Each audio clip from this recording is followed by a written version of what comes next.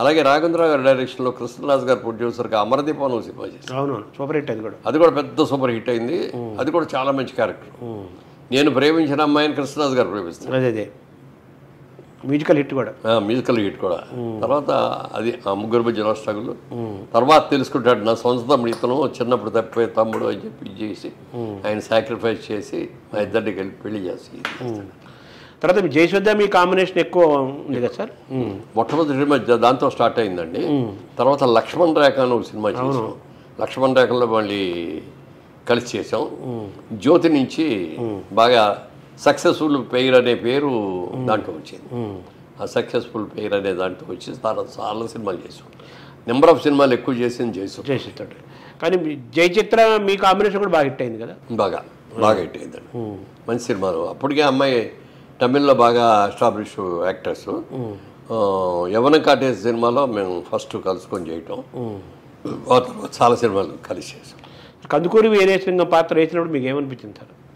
అది అప్పుడు కూడా విజయ్ చంద్రబాబు అడిగాడు, నేను ఇట్లా సినిమా తీస్తాను, దాంట్లో మంచి క్యారెక్టర్ ఉంది, guest character, full length character కాదు, గెస్ట్ క్యారెక్టర్, ఓ మంచి పాట కూడా ఉంది అని అడిగితే తప్పకుండా చేస్తానండి అని వెళ్ళి చేశాను. చేసేటప్పుడు నాకు ఎంత ఫీలింగ్ అంటే, అది ఆయన మఠం అదంతా కూడా రాజమండ్రిలోనే ఉండేది. షూటింగ్ చేయడానికి అక్కడికి వెళ్తే దాంట్లో ఉన్న ఆడపిల్లలు, పెద్దాళ్ళు, చిన్నాళ్ళు అందరూ వచ్చి నాన్నగారు అని పిలిచేవారు తప్ప ఏ రోజు మురళీమోహన్ గారు అని పిలవాల. వచ్చేసి అక్కడ ఉన్నంతసేపు నాన్నగారు మీకు అది కావాలా, నాన్నగారు మంచినీళ్ళు తెచ్చిపెట్టి, నాన్నగారు కాఫీ తాగుతారా, నాన్నగారు అనిపిస్తుంటే ఆ పాత్ర యొక్క గొప్పతనం ఏమిటో కూడా బాగా తెలుసుకొని ఆయన చేసిన కూడా బాగా తెలుసుకొని ఆ క్యారెక్టర్ చేశాను. చేసిన చిన్న క్యారెక్టర్ అని చాలా మంచి పేరు వచ్చింది. అదే ఒక్కోసారి మనం అనుకుంటాం గెస్ట్ క్యారెక్టర్ ఏంటి, ఒక్కో సినిమాలో టర్నింగ్ పాయింట్ లాంటి క్యారెక్టర్లు చేస్తాం అనమాట. సీతారామయ్య గారి మనోరాల్లో కూడా అంతే, వన్ డే నేను చేసింది, క్రాంతి కుమార్ డైరెక్షన్. అందులో కూడా అంతే. ఆ సినిమా నేను వచ్చిన తర్వాత సినిమా టర్న్ అవుద్ది అనమాట. అంటే కీలకమైన పాత్ర, మలుపులు ఉంటాయి. అది ఎంతో పేరు వచ్చింది. చిన్న వేషం వేసా. అలాగే యువతరంగ అదిలిందని మాదాల రంగారావు సినిమా చేశారు. దాంట్లో కూడా గెస్ట్ వేషం అని అడిగారు. అడిగితే నేను అప్పుడు చాలా బిజీగా ఉన్నాను, చేయలేనని. అంటే మన ఇద్దరం ఫ్రెండ్స్ నా కోసం ఒక్కరోజు చేయలేవా అంటే, విజయబాబు రెడ్డి గారి డేట్లు అవన్నీ ఆయన ఏమో ఏలూరులో మొత్తం అందరినీ తీసుకెళ్ళి అక్కడ పెట్టాడు, ఒక రోజు వదిలి రావడం అనేది కుదరదు అంటే, మీరు అడగండి, ట్రై చేయండి, నాకు ఒక్కరోజు వస్తే పొద్దున్నే వస్తే రాత్రికి పంపించేస్తాను అన్నాడు. సరే అని చెప్పి ఆయన అడిగితే ఒక్కరోజు ఆయన ఒకదే వెళ్ళిరా అన్నాడు. తెల్లవారుజామున ఎర్లీ మార్నింగ్ 7 o'clock షూటింగ్ మొదలుపెట్టాడండి. రాత్రి 12 దాకా కంటిన్యూ చేశాడు. 14 సీన్లు చేశాడు. 14 సీన్లు చేస్తే ఆ సినిమా రిలీజ్ అయిన తర్వాత చూస్తే హీరో క్యారెక్టర్ నేనే అనుకున్న లెవెల్లో ఆ సినిమా రిలీజ్ అయింది. పెద్ద పేరు వచ్చిందండి, ఎస్టాబ్లిష్ అయిపోయింది. సార్ తర్వాత మీరు ఈ సినిమా ప్రయాణంలో మనవరు పాండవులు బాపు గారి ఇదిలో అందులో చిరంజీవి మీరంతా కలిపి ఉన్నారు. మీరు అప్పటికే ఒక సెలబ్రిటీ పెద్ద హీరో అయిపోయారు. చిరంజీవి అప్పుడే అప్కమింగ్ జస్ట్ బిగినింగ్ చేసి ఆయనకి. సో ఇప్పటికీ మీకు చిరంజీవికి మీ మధ్య చాలా స్నేహం అలాగే అన్నేళ్ల నుంచి కొనసాగుతుంది, దాదాపు 45 ఏళ్ల నుంచి. అప్పుడు మీరు చిరంజీవినిలో మీరు ఏం గమనించారు సార్? మీరు అంటే ఆ వ్యక్తిని నాకు పరిచయం అక్కడే ఆ సినిమా మనవరు పాండవులో చేసినప్పుడు ఇదిగో అన్నదమ్ములు మీరు 5గురు, ధర్మరాజు పాత్ర మీరు, భీముడి పాత్ర ప్రసాద్ బాబు, అర్జునుడి పాత్ర ఏమో చిరంజీవి గారు, నకులు సహదేవుడు ఏమో మన భానుచంద్రన్, ఇంకో ప్రసాద్ బాబు ఉంటుంది. ప్రసాద్ బాబు ఏమో భీముడు, అది ఈ క్యారెక్టర్స్ అని చెప్పారు. అక్కడి నుంచి మేము అందరం 5గురు కూడా ఫ్రెండ్స్ లాగా కలిసి తిరగటం. షూటింగ్ ఉన్న రోజులు మా 5గురికి ఉండేది, లేకపోతే ఇండివిజువల్గా ఉండేది కాదు ఎవరికాళ్ళకి. అట్లా బాగా పరిచయం అయిపోయింది, బాగా స్నేహం అయిపోయింది. అందరు కలిసి సినిమాలకు కలిసి వెళ్తూ ఉండేవాళ్ళం. అట్లా బాగా కలిసిపోయాం. అప్పటికి నేను బాగా సీనియర్ హీరో అయిపోయారు. అప్పటికి ఇదైనా కూడా అందరు కలిసి అట్లా ఉండేవాళ్ళం. దాంతో బాగా. అంటే చిరంజీవి మీరు ఏం గమనించారు? చిరంజీవిలో నేను చూసింది ఏంటంటే, బాడీ బ్రహ్మాండమైన ఈజ్ ఉంది, బ్రహ్మాండమైన కన్ను ఉంది. ఏ ఎక్స్ప్రెషన్ కావాలన్నా అసలు ఎక్స్ప్రెషన్ ఇస్తే, కళ్ళు కోపంగా చూపించాలన్నా, నవ్వుతూ చూపించాలన్నా, లేదా వేళాకోళంగా చూడాలన్నా, ఏదైనా సరే ఆ కళ్ళల్లో ఎక్స్ప్రెషన్ అలా వచ్చేసి. తర్వాత ఫైట్స్ అద్భుతంగా చేశాడు, సాంగ్స్ అద్భుతంగా చేశాడు. ఇక అంతకంటే ఆర్టిస్ట్కి ఏం కావాల్సింది అదే కదా. రాబోయే రోజుల్లో ఇతను పెద్ద యాక్టర్ అయిపోతాడు అనే ఫీలింగ్ అప్పుడే వచ్చేసి.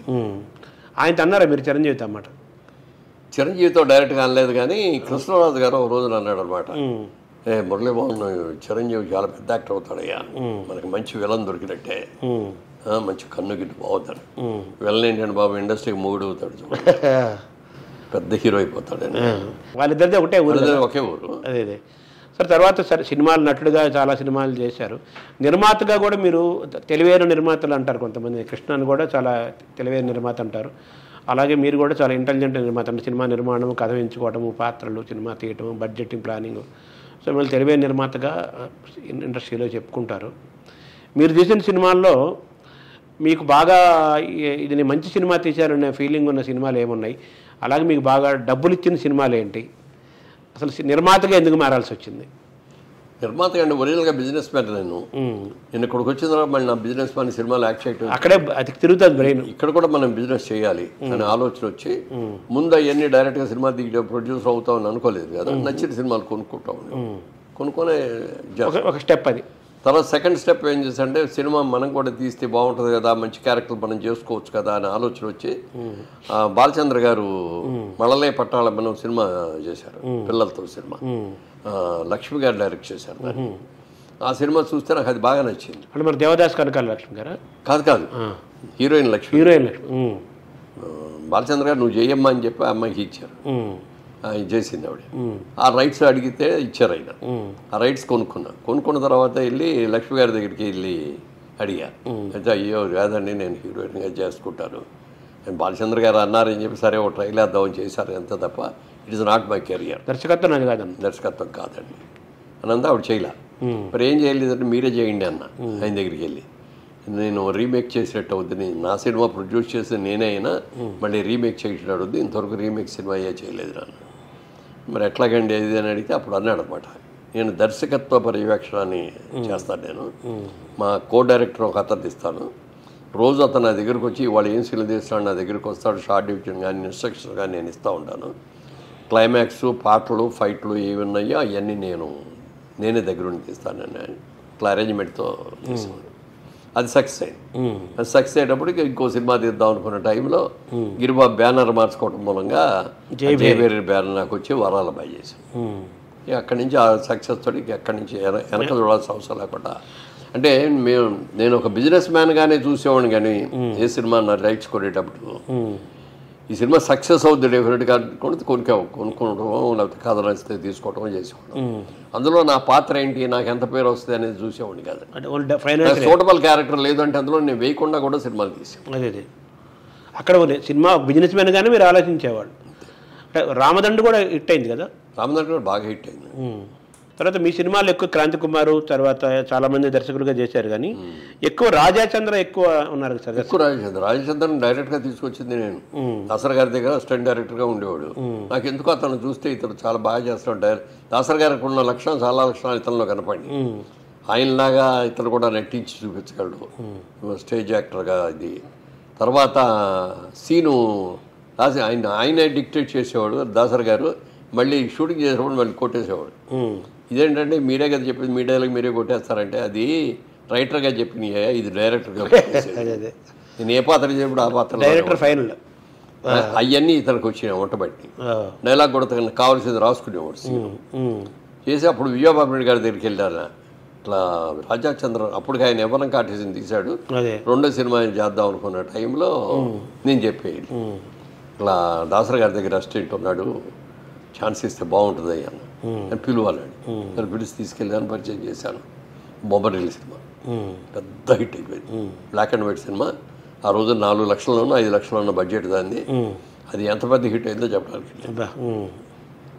అది అయిన తర్వాత రెండో సినిమా విజయ ఆయన తీస్తూ ఆ సబ్జెక్ట్ చెప్తే డైరెక్టర్ నాకు నచ్చలేదు, జనరల్గా ఆ స్టేజ్లో ఉన్నాడు ఎవరు నాకు నచ్చలేదు అంటారు. నీకు నచ్చితే ఎందుకు, నీకు నచ్చకపోతే ఎందుకని, నాకు నచ్చింది ప్రొడ్యూసర్గా నేను తీసుకున్నా చేయాలంటే కూడా నేను చేయను అని వెళ్ళిపోయాడు. అది కూడా నచ్చింది మీకు. దుర్గా నాగేశ్వరరావు గారు డైరెక్టర్గా చేశాడు, అది పెద్ద హిట్ అయింది. తర్వాత అప్పుడు ఇతను వారాల అబ్బాయి నెక్స్ట్ ఇచ్చేది, నేను వారాల అబ్బాయి దగ్గర నుంచి కంటిన్యూగా మా సినిమాలన్నీ అతనే డైరెక్ట్ చేశాడు.